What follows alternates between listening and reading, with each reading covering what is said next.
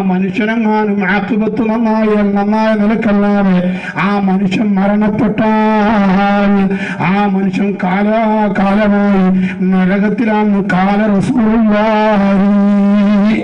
അപ്പൊ ഏറ്റവും വലിയ പരാജിതൻ സഹോദരന്മാരെ, ഈ ലോകത്ത് അള്ളാഹു സർവസ്വവും സൃഷ്ടിച്ചത് ഈ മനുഷ്യന് വേണ്ടിയാണ്.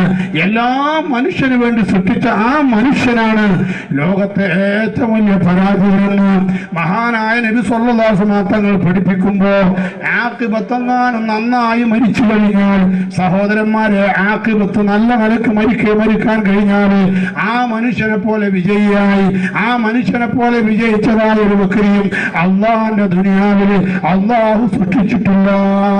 അപ്പൊ അള്ളാഹു സൃഷ്ടിച്ചുകള കൂട്ടത്തിൽ നിന്ന് ഏറ്റവും വലിയ വിജയം വരിക്കുന്നവൻ മനുഷ്യനാണ്, ഏറ്റവും വലിയ പരാജിതനും മനുഷ്യനാണ്. അപ്പൊ അതുകൊണ്ട് സഹോദരന്മാരെ, നമുക്ക് ഈമാൻ സലാമത്തായി കിട്ടണം.